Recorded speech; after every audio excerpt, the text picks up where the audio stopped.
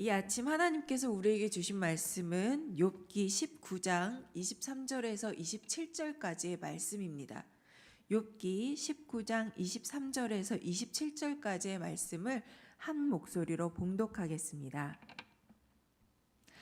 나의 말이 곧 기록되었으면, 책에 씌워졌으면, 철필과 납으로 영원히 돌에 새겨졌으면 좋겠노라.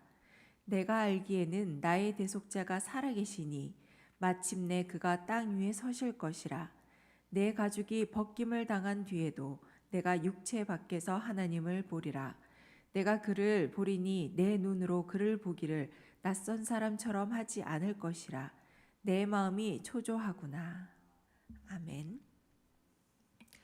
친구들의 폭력과도 같은 말들에 대하여 욥의 두 번째 변론이 시작되었습니다.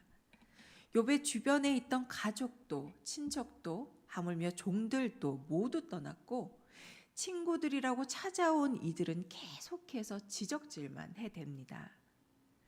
욥은 이러한 고통을 겪고 있는 나, 너희들이 눈에 봐도 불쌍하기 그지없는 나, 이런 나를 좀 불쌍하게 여겨달라고 간청을 합니다.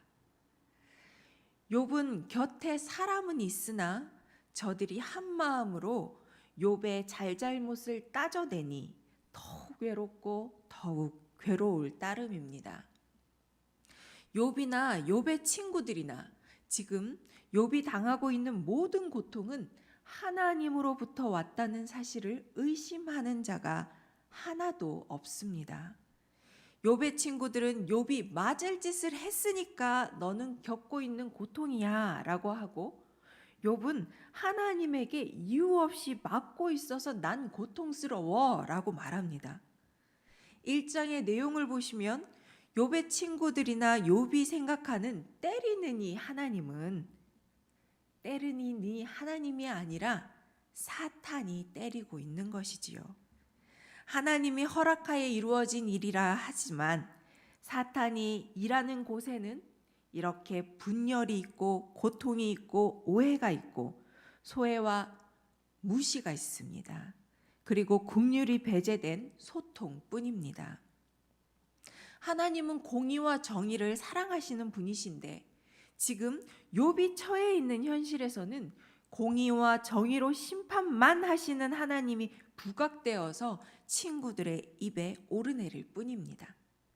심판자이시기도 하나 약한 자들의 보호자 되시는 하나님은 전혀 어느 곳에서도 보이지 않는다는 사실을 그들은 전혀 깨닫지 못하고 있습니다. 내가 아는 하나님만을 주장하고 그것으로 상대를 진단하고 정죄합니다.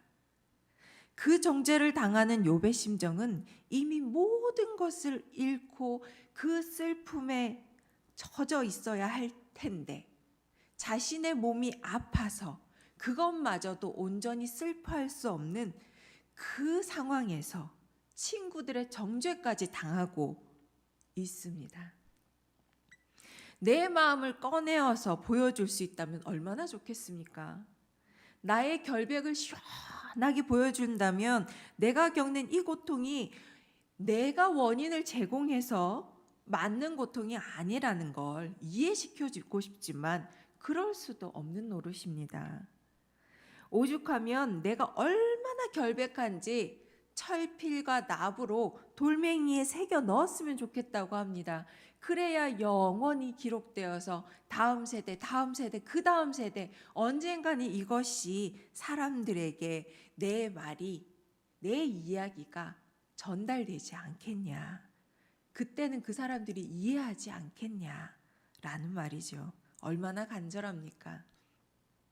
그런데 여러분, 우리가 이 소원을 알고 있죠. 욥의 소원은 이루어졌습니다.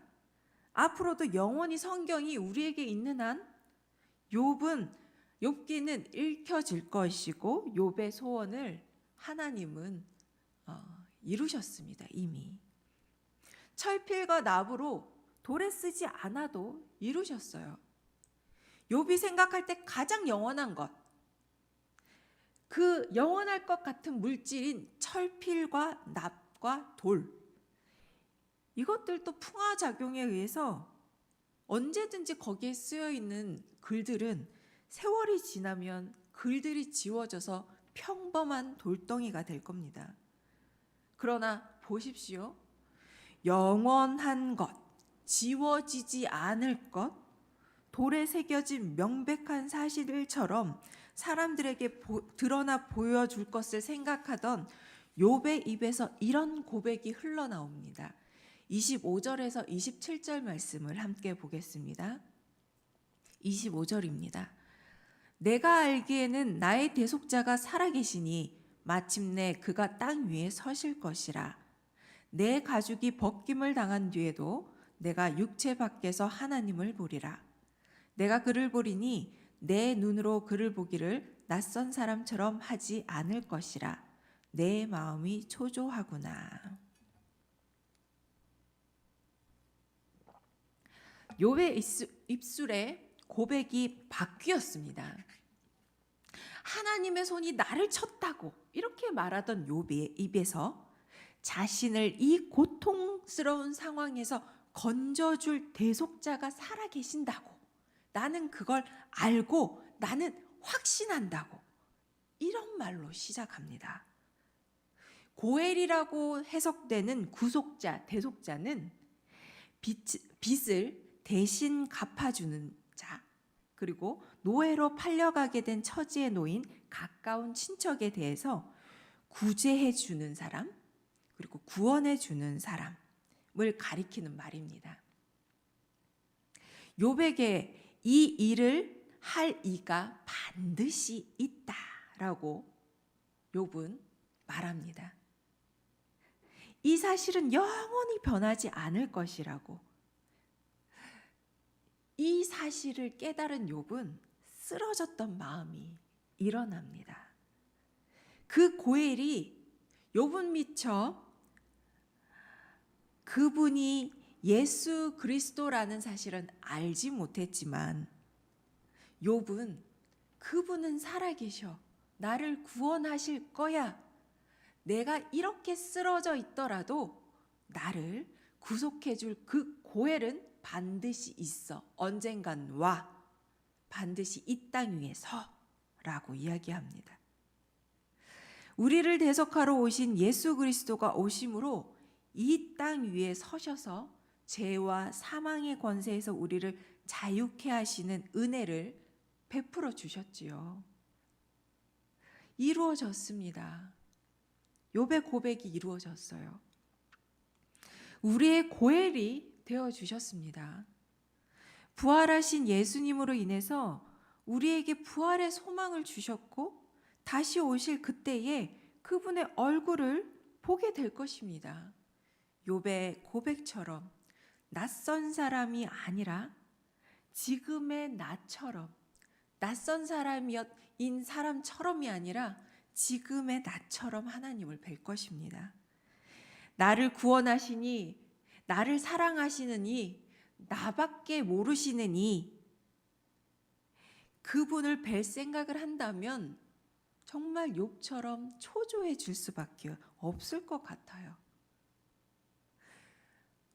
그분을 뵐 생각을 한다면 제 안에도 살 소망이 생깁니다.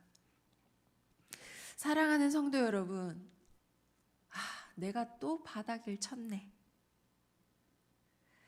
아니네, 또 바닥이 있네. 이게 바닥인 줄 알았더니 또 바닥이 있네.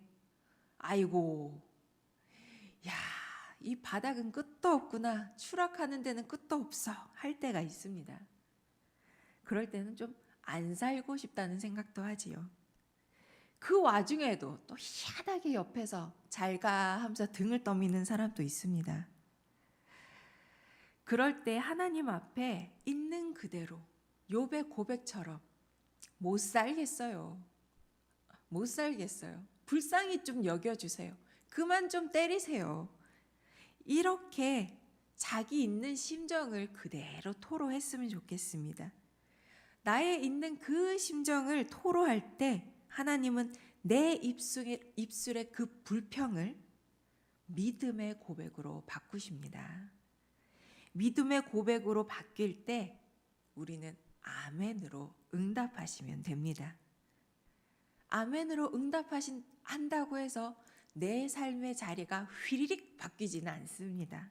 그러나 내 삶의 자리가 바뀌지 않는다 하여도 변하지 않으시는 주님을 기억하면서 참 소망 되신 예수님을 붙잡고 오늘도 믿음의 사람으로 살아가는 사랑하는 다드림 성도 여러분 되시기를 축복합니다. 우리 함께 한 목소리로 기도드리겠습니다. 하나님 아버지, 우리의 삶이 바닥을 치고 또 바닥을 쳐도 계속 바닥에 닿지 않을 것 같이 어려움을 겪을 때가 있습니다. 어려움을 당할 때 우리가 상황에 눈을 두지 않고 우리의 삶의 전체를 품고 계신 하나님을 보게 하여 주소서. 그 품 안에 있는 우리는 어떤 순간에도 안전하다는 사실을 깨닫고 마음에 힘을 얻게 하여 주옵소서. 교회 안에 있을 많은 변화들 가운데 모두가 한 마음이 되어 돕고 사랑하며 이해함으로 다음 해를 준비하기를 소망합니다. 예수님의 이름으로 기도드립니다. 아멘.